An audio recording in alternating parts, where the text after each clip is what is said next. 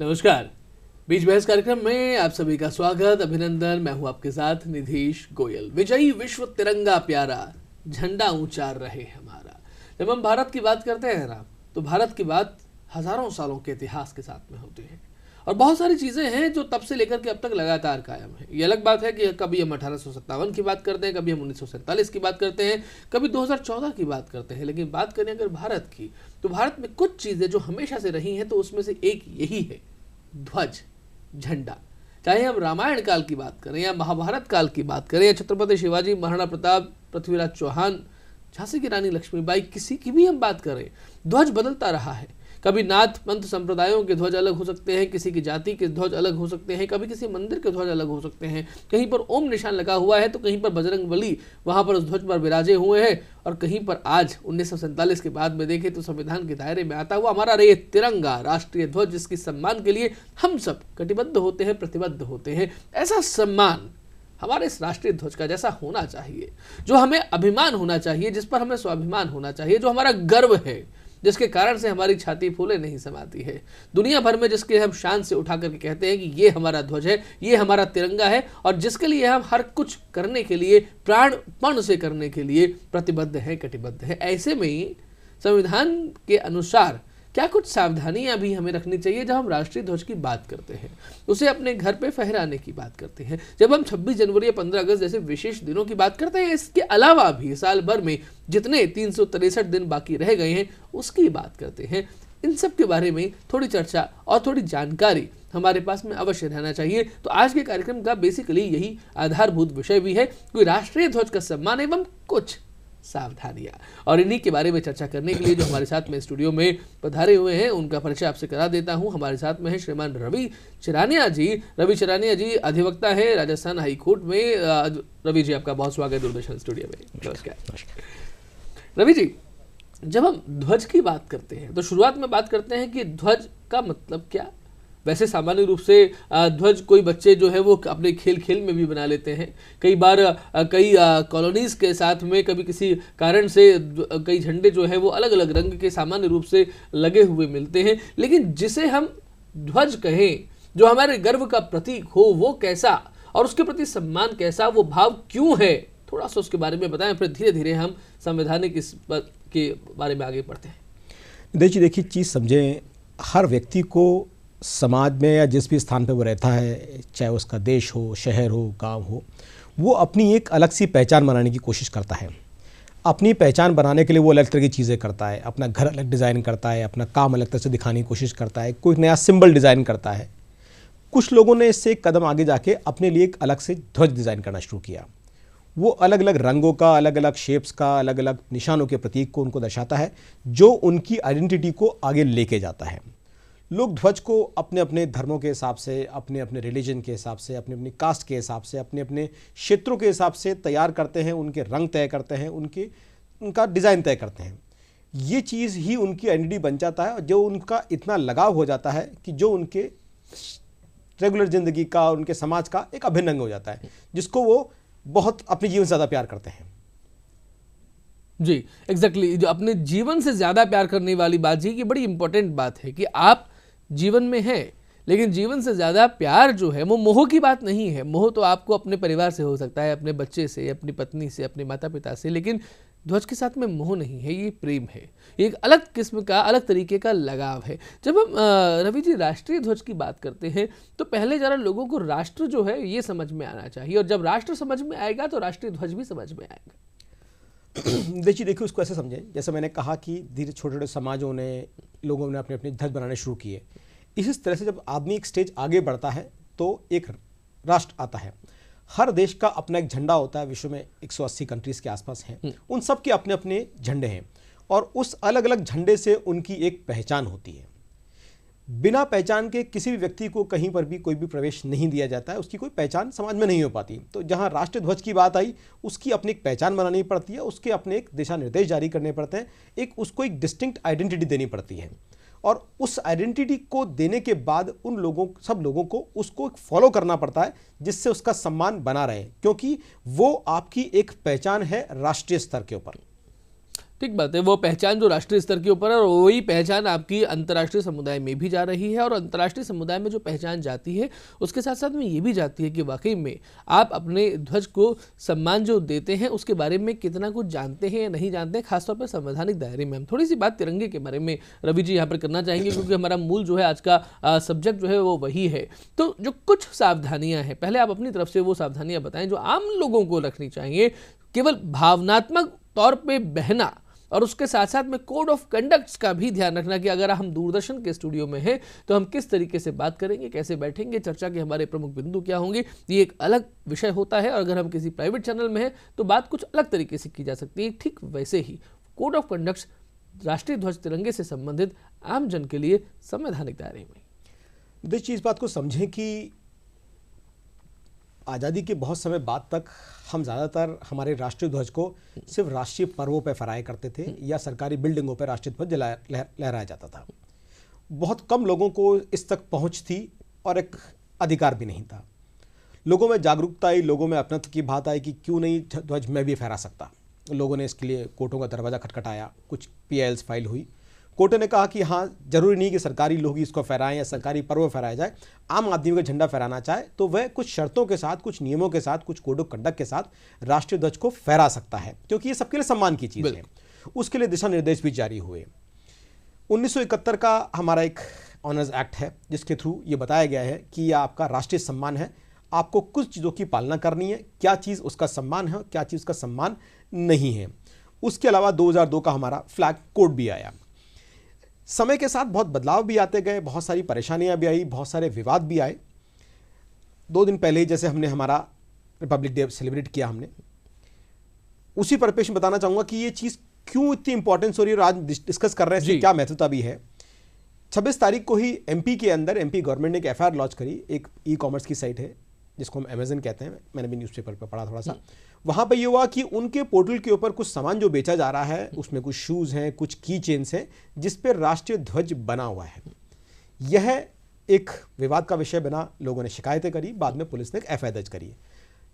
ये ध्वज वो चीज़ें जो आपके राष्ट्र का प्रतीक होता है, कुछ दिशा निर्देशों की पालना के अनुसार ही आप इसको फहरा सकते हैं या इसको इस्तेमाल कर सकते हैं। जहाँ भी वायलेशन होगा, इसका उल्लंघन होने पर इसके अंदर सजा का प्रावधान है।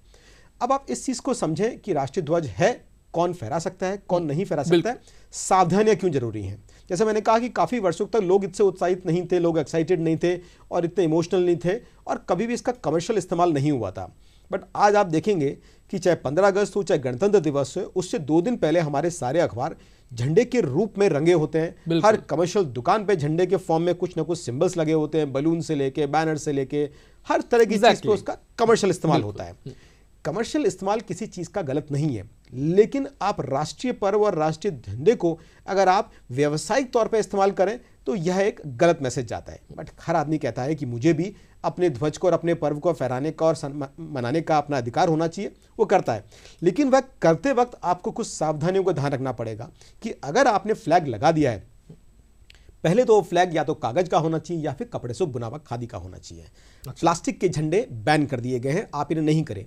उसका कारण यह है कि हम लोग झंडे इस्तेमाल करते थे, किसी भी फंक्शन पे हम उनको फेंक देते थे। अब ये बायोडिग्रेडेबल नहीं होता है तो ये अपने आप नष्ट नहीं होता है।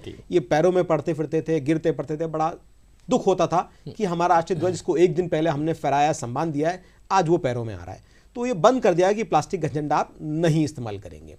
कागज का झंडा किसी फंक्शन के बाद इस्तेमाल करें, डेफिनेटली आप लंबे टाइम तक उसको संभाल के नहीं रख सकते जी। उसको नष्ट करना भी आपको आवश्यक हो जाता है या उसकी प्रक्रिया होते हैं।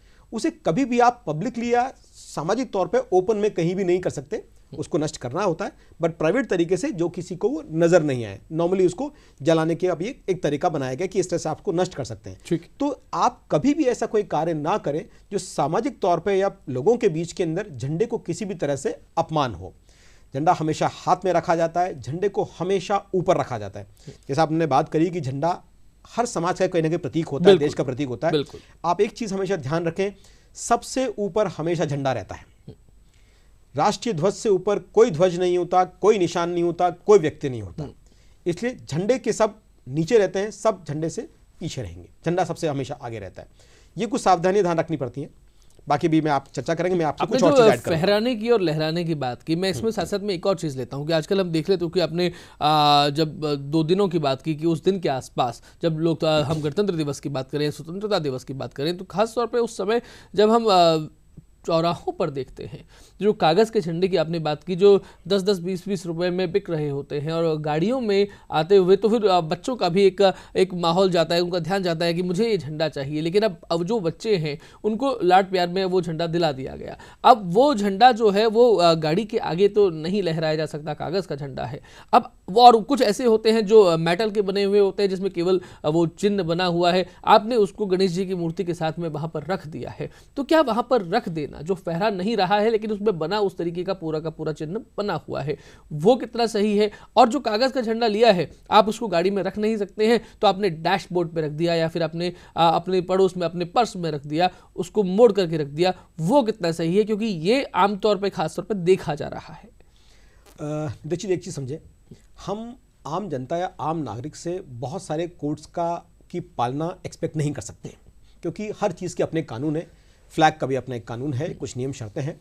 हम नहीं एक्सपेक्ट कर सकते कि आदमी को सारे कानून पता होंगे, लेकिन यह देखा जाता है कि अगर कोई चीज़ सम्मान का विषय है, सम्मान की वस्तु है, आप कैसे ध्यान रखें कि किसी भी तरह से उसका सम्मान खत्म ना हो, कम ना हो। अब कोई झंडा है, बच्चे ने ले लिया है, आपने गाड़ी के डैशबोर्ड पे आगे लगा दिया है। जब आगे लगा दिया है तो झंडे के साथ में आप कुछ ना रखें। डेफिनेटली लोग अपने भगवान की चीज़, भगवान जरूर आगे रखते हैं, बट आप हमेशा देखें झंडा हमेशा ऊपर ही रहेगा। वो जिस तरह से बनाया जाता है, चाहे भगवान की भी मूर्ति होगी, झंडे का निशान या झंडे का जो भी सिंबल है वो हमेशा उस मूर्ति से ऊपर ही नजर आएगा। तो आदमी कहता है कि मैं हमेशा झंडा नहीं फहरा सकता, वो अपनी गाड़ी में रखता है तो उसको हमेशा एक पेट्रियाटिज्म की फीलिंग आती है। और ये जो पेट्रियाटिज्म की फीलिंग आती है तो अपने आप आदमी उसकी रक्षा करना सीख जाता है। इसमें कई बार भूलवश गलती क्या होती है कि हम फेंक देते हैं, गिर जाता है, बच्चे ने गिर दिया, हमारा ध्यान नहीं रहा। यहां देखने वाले विषय है कि क्या आपकी सोच वैसी थी, जानबूझ के किया या गलतीवश हो गया। अब रिसेंटली मैं आपसे एक केस डिस्कस करना चाहूंगा जी। अभी मद्रास हाईकोर्ट ने 2021 में एक जजमेंट दिया।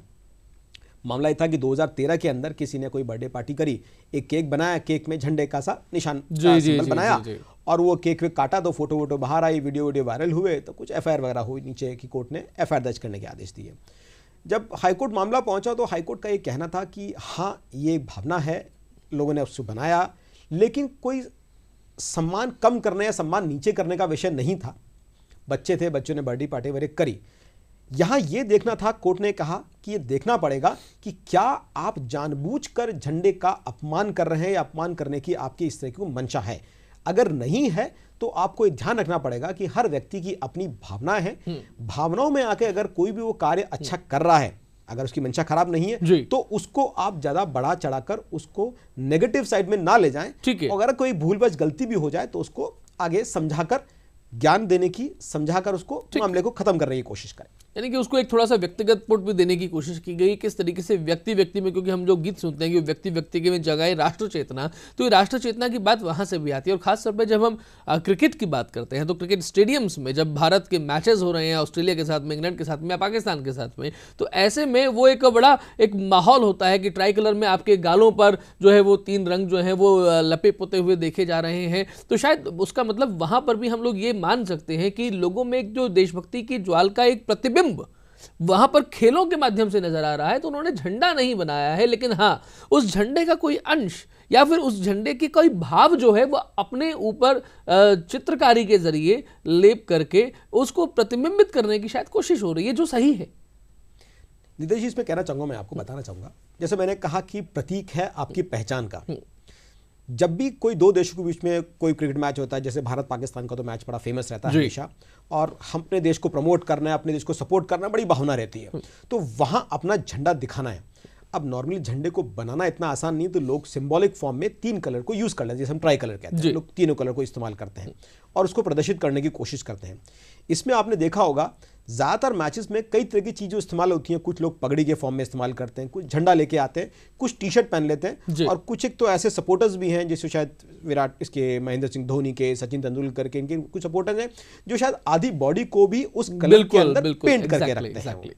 आप यहाँ देखने वाली बात यह है कि क्योंकि कई बार कुछ लोगों ने एक बार इस तरह के वस्त्र पहनने की कोशिश करी, जो पूरे वस्त्र थे अगर बैठेंगे तो वो जमीन को टच होते हैं या वो दब जाता है। बिल्कुल। यहाँ ये आया कि क्या आप राष्ट्रीय ध्वज को किसी वस्त्र के फॉर्म में पहनकर उसको नीचे रख दें या उसके ऊपर बैठ जाए, तो क्या ये विधिक रूप से सही होगा? तो इसमें जजमेंट आए, दिशा निर्देश आए कि कोई भी वस्त्र अगर आप पहनते हैं या राष्ट्रीय ध्वज अपने शरीर पर छपवाते हैं, बनवाते हैं, वो कमर के नीचे आपके कभी भी ना जाए। अगर नीचे जाएगा तो वह सम्मान को कम करने वाला कार्य होगा। तो इस तरह से जब भी आप देखेंगे, लोग हमेशा बॉडी पेंट कमर से ऊपर करते हैं, उससे ऊपर नहीं करते।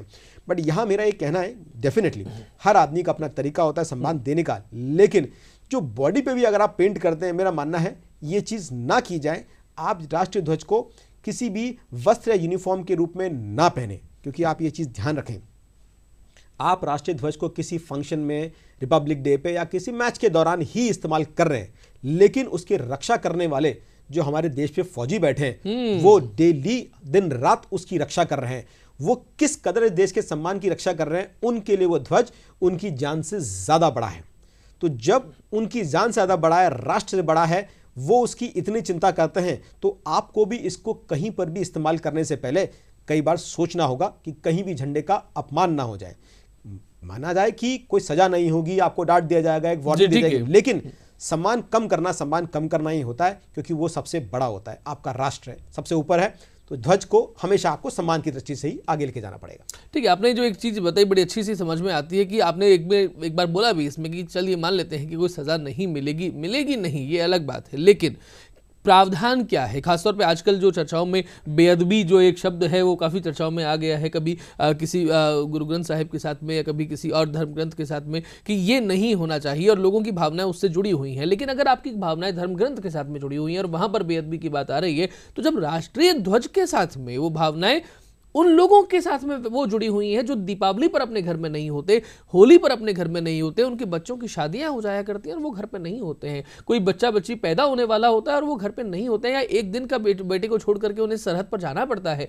ऐसे में अगर आपकी नज़रअंदाजी के कारण से या फिर आपके केवल इसलिए कि मैं थोड़ा सा मुझे फुटेज मिल जाएगा, मुझे कैमरा मिल जाएगा, या लोग मुझे अलग तरीके से देखेंगे कि कैसा बन के आया है, तब ये समझना कैसे कोर्ट या कोई भी आदमी समझेगा कि इसने इसका भाव क्या था या भाव क्या बता रहा है, और अगर भाव समझ में आया, पकड़ में आया कि कहीं गड़बड़ है, तो वो कौन से प्रावधान है, किस कदर सजा अगर मिलती भी है तो कैसी मिल सकती है?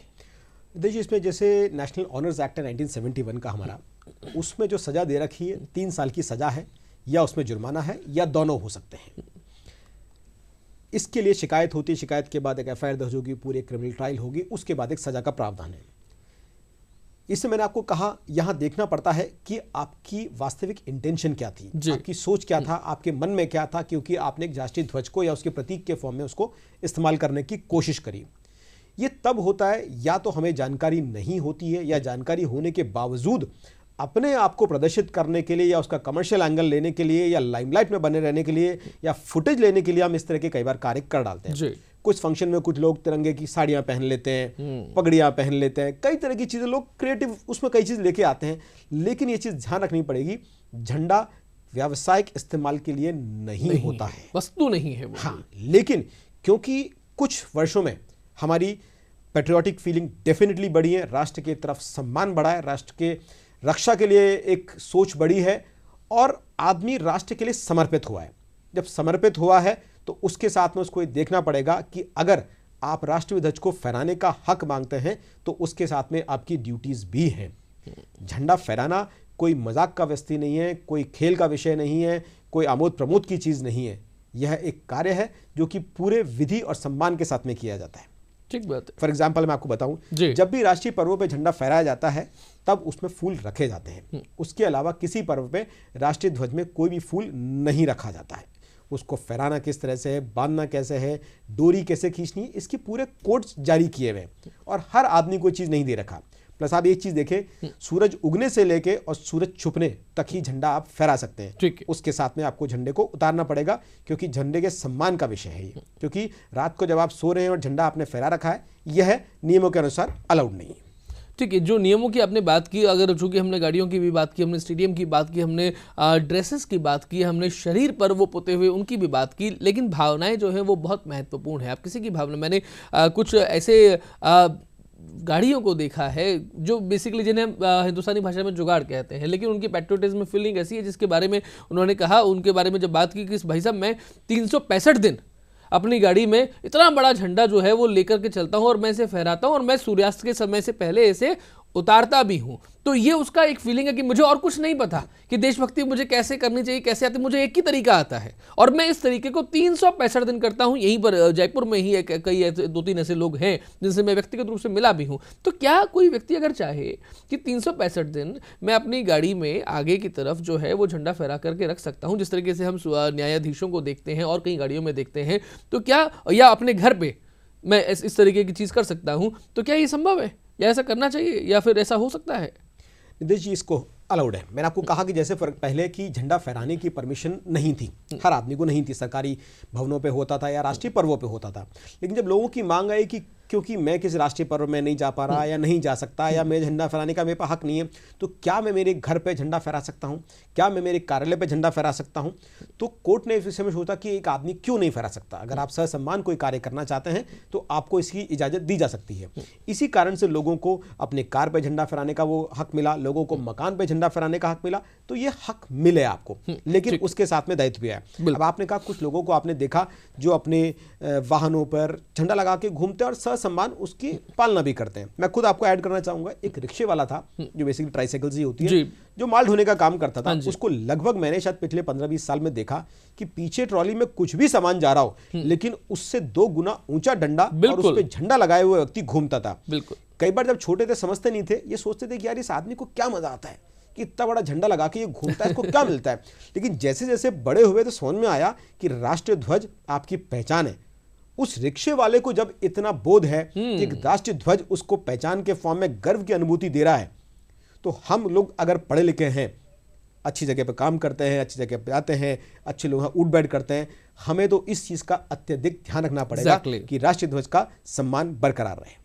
बिल्कुल ठीक बात आपने कही है कि इस तरीके के जब हम बच्चों को बचपन से ही ये चीज़ें नहीं बताएंगे, उन्हें नहीं सिखाएंगे कि इसका मतलब क्या होता है, जनगणमन का मतलब क्या होता है, वंदे मातरम का मतलब क्या होता है, विजय विश्व तिरंगा प्यारा इसका अर्थ क्या होता है, झंडा गीत किसने लिखा था, आपका नेशनल सॉन्ग और नेशनल एंथम में अंतर क्या है, इन सब के लिए खड़ा कैसे हुआ जाता है। और ये जितनी भी चीज़ें हैं, ये ऐसे गर्व की चीज़ें हैं कि जब तक हमें नहीं पता है तब तक शायद हम उसे इग्नोर कर सकते हैं, लेकिन जिस दिन हमें पता लग गई उसके बाद में भी अगर हम नहीं कर रहे हैं तो ये ज़रा गलत बात है। तो इस गलत बात को ज़रा आप और समझेंगे और इसको टैकल करेंगे तो कुछ परेशानियों से भी बचेंगे, और न केवल परेशानियों से बचेंगे बल्कि अपने अंदर के राष्ट्रभाव को थोड़ा और लेकर के आ पाएंगे। जिस तरीके से प्रधानमंत्री नरेंद्र मोदी कहते हैं कि आदमी कुछ बनने के लिए आगे बढ़ता है तो बन पाए नहीं बन पाए पता नहीं है, लेकिन कुछ करने के लिए आगे बढ़ता है तो वो कर भी जाता है और वो बन भी जाता है। कुछ और ऐसी बातें जो आपके मन में हो और कुछ सावधानियां जो रखनी चाहिए या राष्ट्रीय ध्वज से संबंधित कुछ बातें कार्यक्रम के अंतिम दौर में चूंकि हम पहुंच चुके हैं। रवि जी,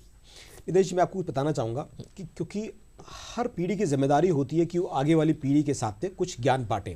जब तक हम अपने आने वाली पीढ़ी को बताएंगे नहीं, उसे पता नहीं है कि किस चीज़ को कैसे फॉलो किया जाता है, पालना कैसे की जाती है।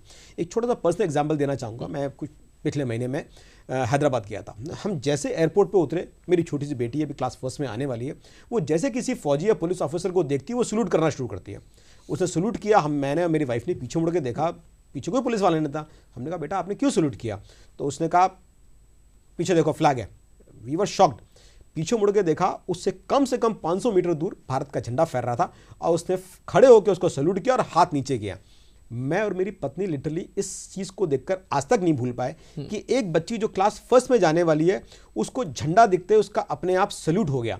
ये चीज़ आपको बड़ी गौर करने वाली चीज़ है कि अगर आप अपने बच्चों को झंडे और उसके सम्मान और उसके नियमों के बारे में बता के रखेंगे तो इन लोगों से कभी भी किसी भी तरह का उल्लंघन नहीं होगा और झंडे का सम्मान कभी भी कम नहीं होगा। ठीक बात है कि झंडे का सम्मान कभी भी कम नहीं होगा और सम्मान कभी कम होना भी नहीं चाहिए, क्योंकि इस झंडे के लिए चंद्रशेखर आज़ाद की बात करें, वीर सावरकर की बात करें, खुदीराम बोस की बात करें, कितने ही ऐसे नाम हैं जो हम लगातार ले सकते हैं और पूरा दिन लग जाएगा ऐसे लोगों ने जिन्होंने प्राणों की आहुति दे दी, इस झंडे को खड़े रखा लगातार कि झंडा ऊंचा ही रहेगा हमारा, ये भारत की निशानी है, ये हमारे लिए है और हम इसके लिए हैं, हम इसके बिना कुछ भी नहीं है। ऐसे में उसका सम्मान आमजन को करना भी ये बड़े दायित्व का काम है। ये केवल अधिकार की बात नहीं है, चूंकि आपने अच्छी बात कही कि अधिकार दिया गया है लेकिन साथ साथ में दायित्व भी दिया गया और दायित्व बढ़ जाता है हमारा, क्योंकि हमारे उस अधिकारों को जारी रखने के लिए उसके प्रतिफल हमें मिलता रहे, उसके लिए कुछ लोग जो है भारत की सीमाओं पर तैनात हैं और लगातार सर्दियों में, गर्मियों में, बरसातों में, पानी में काम कर रहे हैं।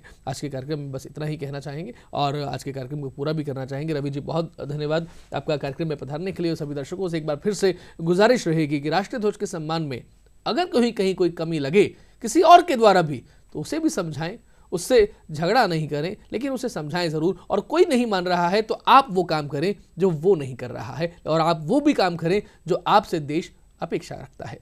जय हिंद, जय भारत, वंदे मातरम।